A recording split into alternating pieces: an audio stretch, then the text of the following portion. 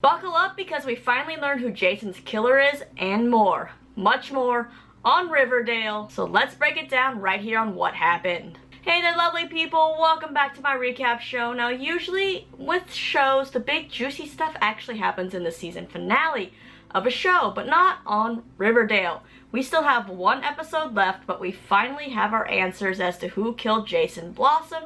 And you kind of remember all those rumors about twincest back when the show first started with Cheryl and Jason? Yeah, well, turns out there's no twincest on the show, but there is some form of incest. Yeah, weird, right? Let's just break it down right here on What Happened. And sorry if it looks like I'm looking a little bit above the camera. My other camera is broken, and so I'm using a new setup that makes me kind of look a little bit back so that I can read my recap. Apologies if it looks like I'm looking somewhere else. So this episode is titled Anatomy of a Murder, and it picks up right where we left off at Pops with Archie and Veronica telling Betty about how they think FP was framed because they didn't find anything in his trailer. Archie decides, maybe we should tell our parents, which I'm not sure is a good idea, but he seems to think so. So they end up gathering Mary, Fred, Hermione, and Alice all together, and they confess that they didn't find anything in FP's trailer and that they broke into it. Now Alice is saying that she is actually trusting Sheriff Keller on all this over the three of them. And then Betty calls her out saying, hey, you're the one who asked Archie and Veronica to go break into FP's trailer. But then Veronica's like, no, wait. I'm the one who approached Alice. Now Hermione is also siding with the fact that FP is the killer when Archie is just kind of like, maybe we should talk to the sheriff. Mary reminds them that whatever they actually found or say is not actually admissible in court, which sucks for FP's case. And poor Fred is just standing there like, I just want to protect my family, protect Archie. And he tells Archie, FP ruined Jughead's life, I'm not gonna let FP ruin yours. Now late at night, Betty and Archie decide to go look for Jughead, who's at the bus station and on the phone with his mom. Now Jughead is telling his mom that he bought a ticket for Toledo and he wants to come see her and maybe he can stay there for a while.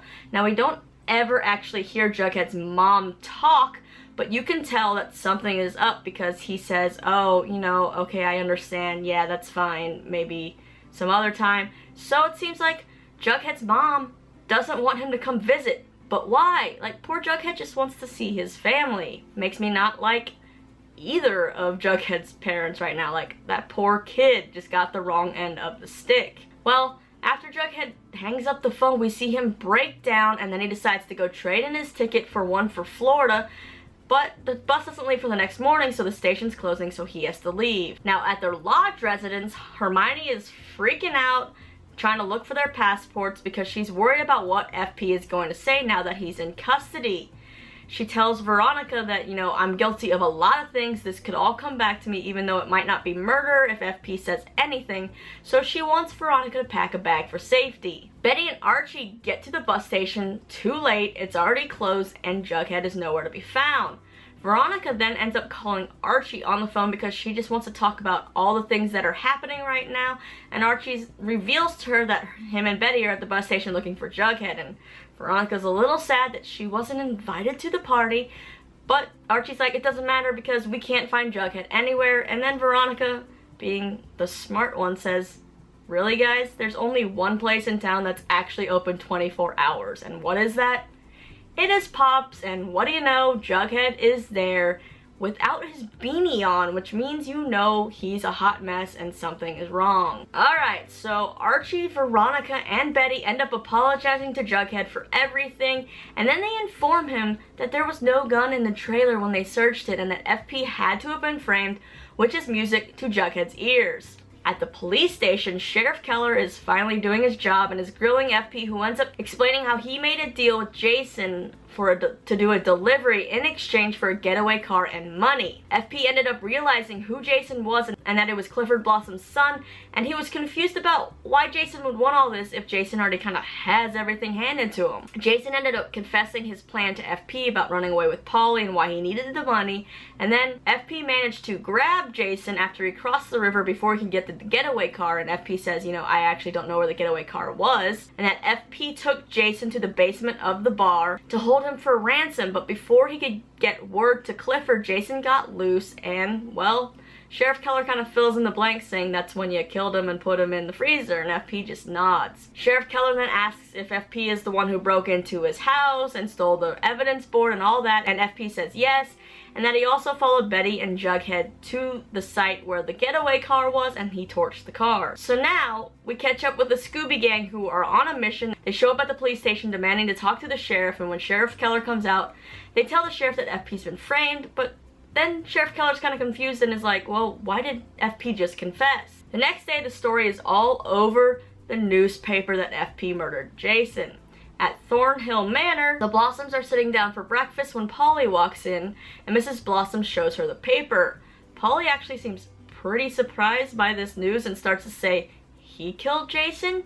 I thought, but then she stops herself, like a good girl, a smart girl, because obviously she still believes that the Blossoms had something to do with Jason's murder. Clifford then says that he went and saw FP and that he looked him straight in the eyes, and now they can all finally have peace. Heading over to the school cafeteria, the gang is sitting there reading the paper as well, and it says that FP worked alone, and now Veronica's like, well, what if my dad hired a different serpent to plant that gun?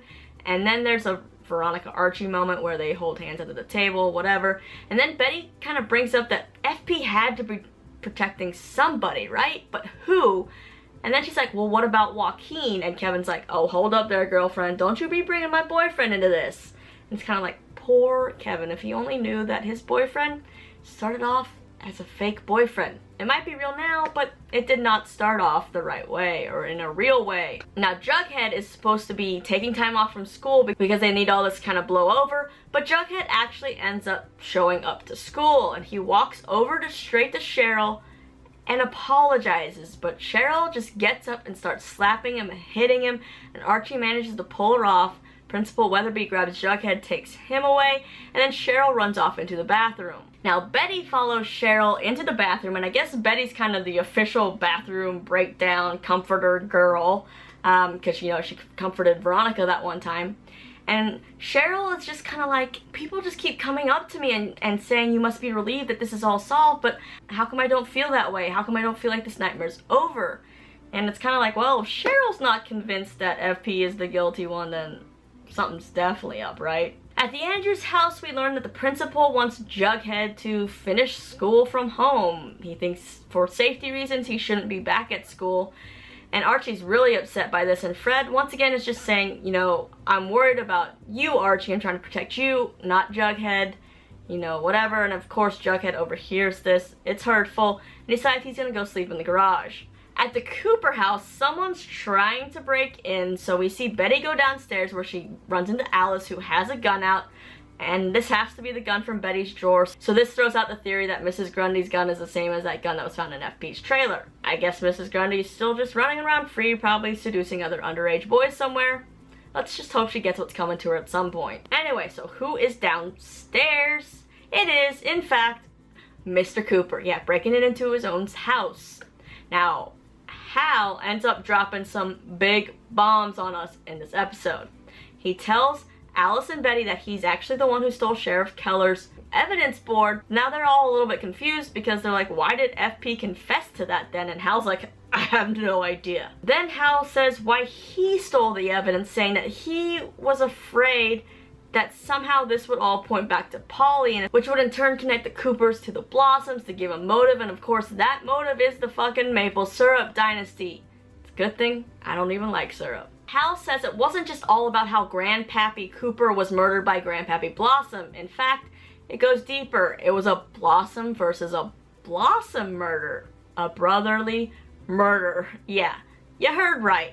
So after this murder, the family severed ties and took a new name, so that means that, yeah, Betty and Polly are actually related to Jason and Cheryl. They're Blossoms, which means there's no twincest, but a form of incest did take place because Jason, Polly. Which is why Hal was so keen on keeping Polly and Jason apart and against them dating, because he knew the family history.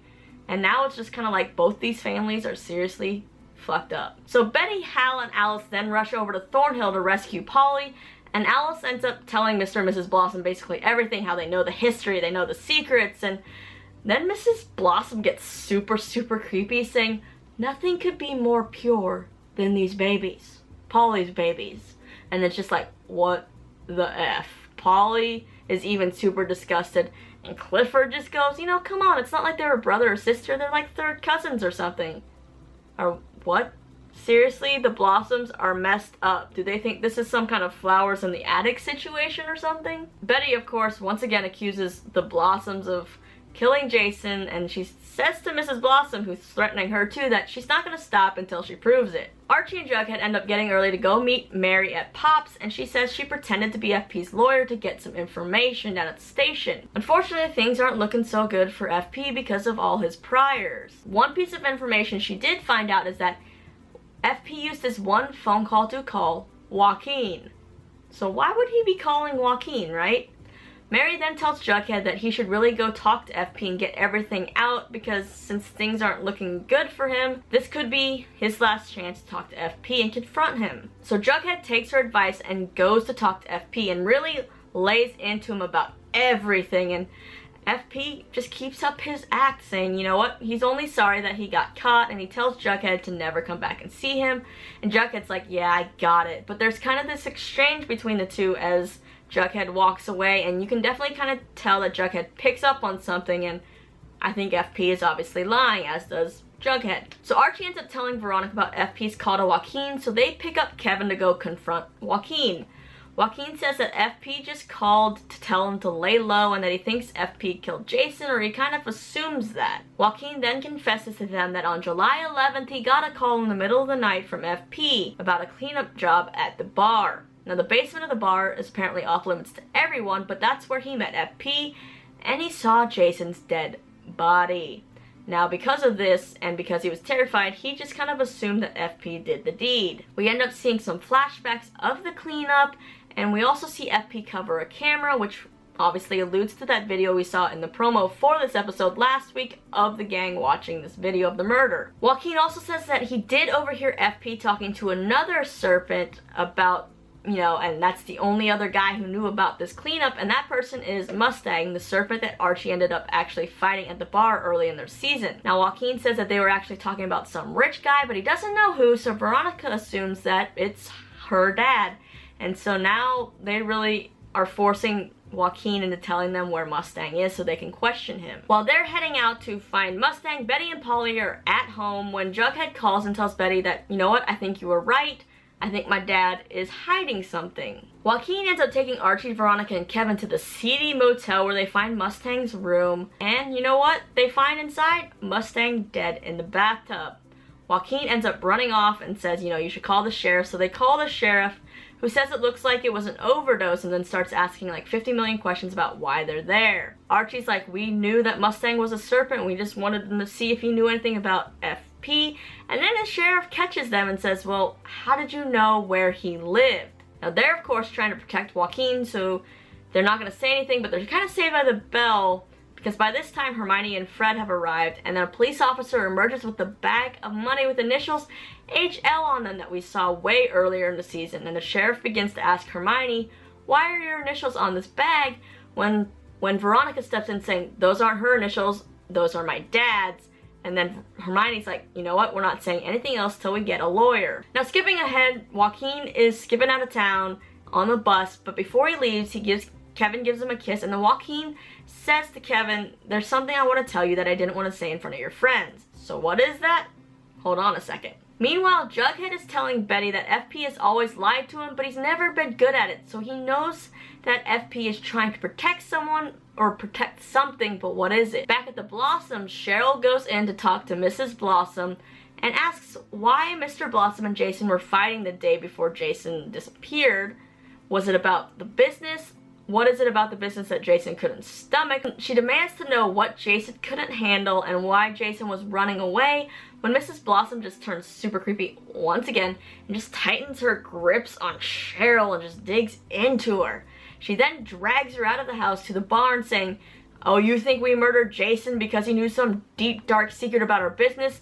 If you want answers, here are your answers. And then she flings open the barn doors just to reveal all the barrels of maple syrup, and it's like, this is the reason, and it's literally all maple syrup's fault. once again. Back at school, Jughead and Betty are narrowing down the suspects on the murder board, and all that are really left are Hiram and the Blossoms.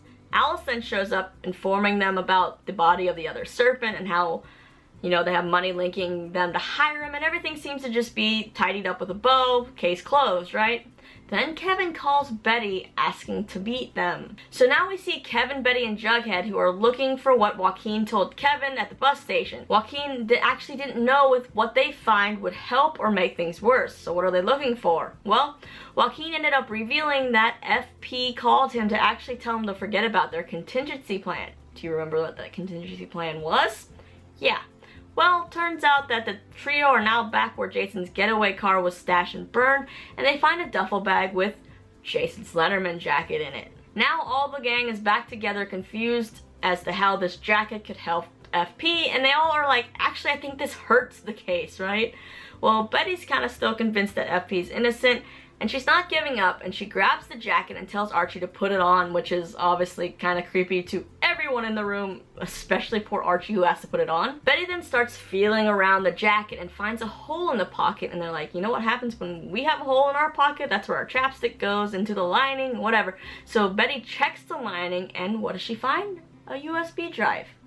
Honestly, couldn't she have found this without making poor Archie put on the dead kid's jacket? Well, they end up plugging the USB drive into a computer, gathering around where they watch something that we can only assume is a video of the murder, because remember we saw FP cover up the camera, so we know there is a video of the murder or whatever happened in that basement. Now we actually don't get shown anything yet about what they're watching, but Betty just goes, picks up the phone, and we hear her call someone saying, you need to get out of that house. Well, by now there's really only one person she could be talking to on the phone, right? Because Polly's already out of the house, and we've already ruled out the Coopers as suspects, so if you guess Cheryl, you're right. So now this can kind of confirms that one of the Blossom parents killed Jason, but which one? Already, high five to all of you that actually thought it was a Blossom all along. Awesome detective work, but did you actually guess the right Blossom parent? So we end up seeing Cheryl go down to dinner where Mr. and Mrs. Blossom are eating. She goes and stands by which parent? Mrs. Blossom, points to Clifford and says, you did a bad thing, Daddy, and now everyone knows, and Mrs. Blossom is actually kind of shocked. We then start to get Jughead's voiceover, which starts explaining basically everything we really needed to know, the rest of the events. Alice takes the USB drive to the sheriff and actually the mayor, and we eventually get to see the video footage which shows Jason tied up, Mustang kind of taunting him, yelling at him, and then Mustang leaves and in walks Mr. Blossom. And what does he do?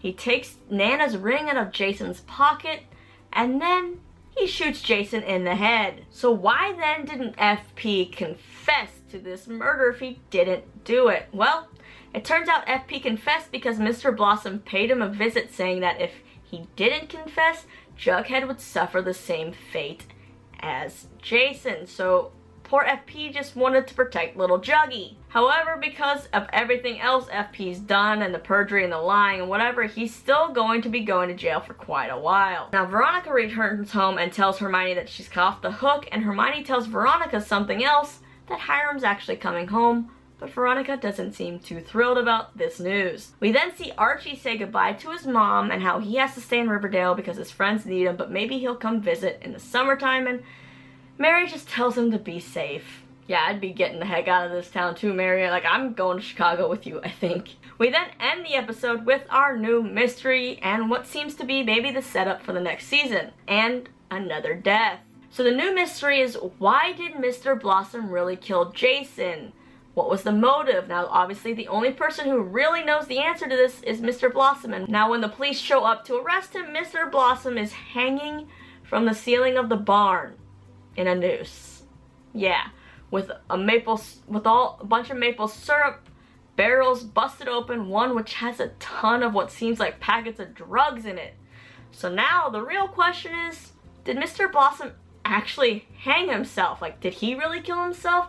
Or did maybe Cheryl or Mrs. Blossom have something to do with it? What's with all the drugs? And what did Jason know that caused Mr. Blossom to want to kill his own kid? I mean, I guess we're not going to really find out till season 2 possibly. We do still have another episode left in this season, and the promo promises that new secrets will come up, but will those be answers? No idea, but let's just go ahead and roll that promo right now. Something wicked this way comes.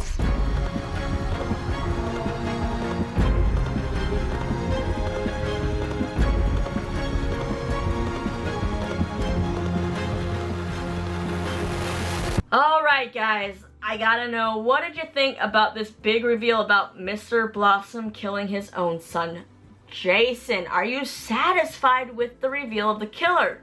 I feel like I kind of am. I know for a while I was thinking maybe it was Shady Hal, but he really didn't have true good motive and we didn't see him a ton. So the fact that the murder was within the same family, I feel like that definitely ups the stakes, the mystery, the impact of this murder. And yeah, let's just face it, all evil leads back to maple syrup. So now, I just want to know what you think. What do you think Mr. Blossom's motives were for killing Jason?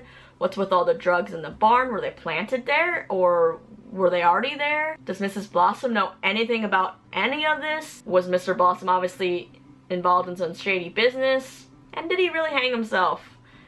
Like I said, I'm guessing we have to wait for season 2 for all the major answers, but maybe we'll get a few little hints in the finale. Just leave me all your thoughts in the comments below or on my social media, and then you can click right over here to check out my recent interviews with the cast of Riverdale. And don't forget to subscribe so we can come back and talk next week about this big finale and season 2. As always, I'm Lisa. Thanks for hanging out with me and putting up with my weird new camera little setup for right now. You're awesome. See you later.